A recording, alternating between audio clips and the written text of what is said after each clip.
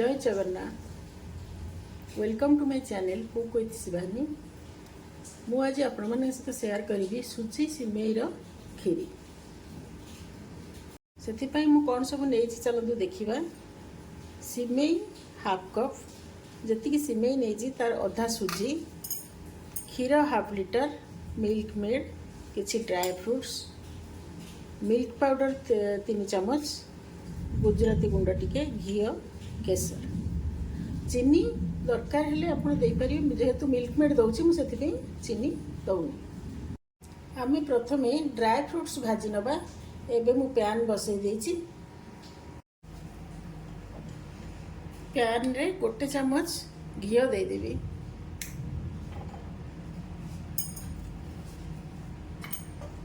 प्रथमे मु dry fruits भाजी नेबी।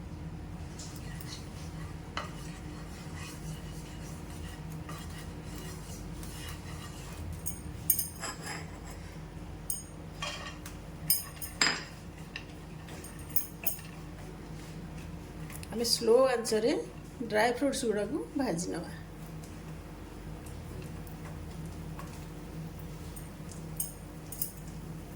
एबे हमर ड्राई फ्रूट्स भजा हो जाइए ताकू वर्तमान बाहर कर नवा। बेसी लाल करिवेनी। वर्तमान मु सेई पैन रे सुजी भाजी नेबी। सुजी रे भी हमें कलर चेंज करिवानी, ताकू हल्का भाजीवा। स्लो आंच रे, एकदम स्लो आंच रे ताकू भलरे भाजिया जेन सुजीटा फुली जीवो, किंतु कलर चेंज करियानी।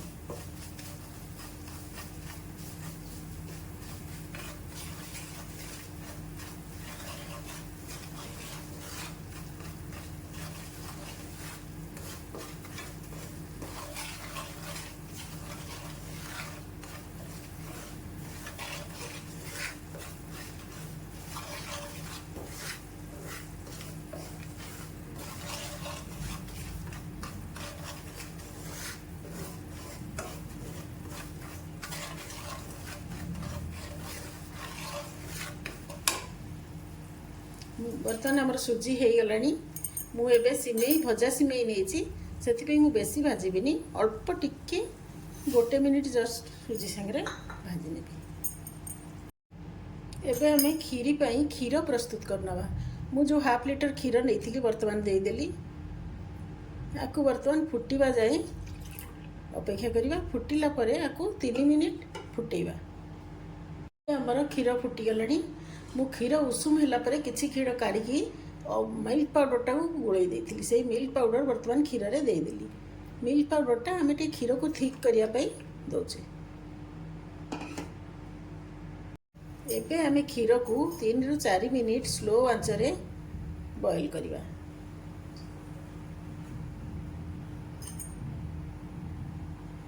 देखो क्षीर को बॉईल करिवा। हमर 3 रु 4 मिनिट हो गलानी।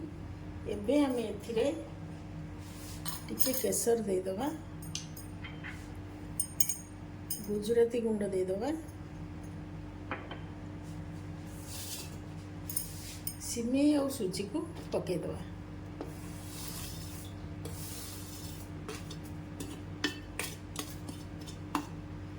पकईकी स्लो आंच रे 4 रु 5 मिनिट कुक करिया।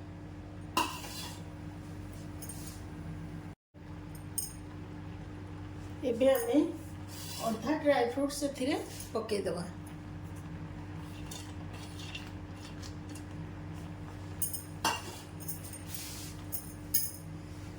एबे हमर खीरी हे आसलानी। आउ अल्प समय आउ 1 मिनिट बसिबो। सिमेईटा को भी ओवर कुक करिवेनी, ताले भल लागिवनी।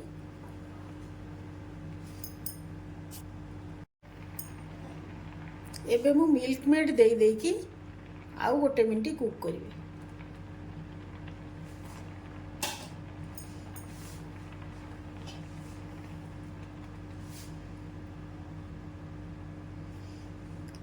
मु बहुत कम सिमेई रे करछि बोली मु हाफ लिटर क्षीर नेली। आपण आपन अमाउंट देखिकी क्षीर नेबे। मु स्किप कर जाइथिली। आपण 1 पिंच सॉल्ट देबे, जस्ट टेस्ट बैलेंस करिया पई। आउ खीरी को बहुत बेसी बहलिया करेनि से ठंडा हला परे पुणी पूरा बसीजिव सुजी हलवा टाइप रही तेणु लिक्विड केते देबे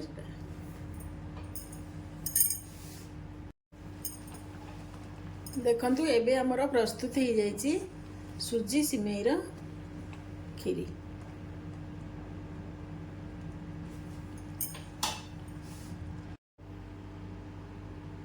देखंतु एबे हमर प्रस्तुत हो जाइए सुजी सिमेईर खीरी। वर्तमान ता ऊपर आम टिके ड्राई फ्रूट्स देदेवा।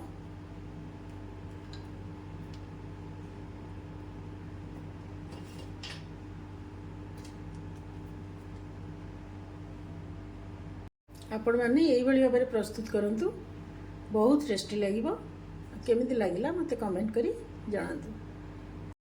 प्लीज मो चैनल को लाइक शेयर सब्सक्राइब कर दिंतु एवं पाखे थिबा बेल बटन को प्रेस कर दिंतु जो थी कि मोर नेक्स्ट वीडियो नोटिफिकेशन आपण मानक पाखे पहुँची पार। नमस्कार।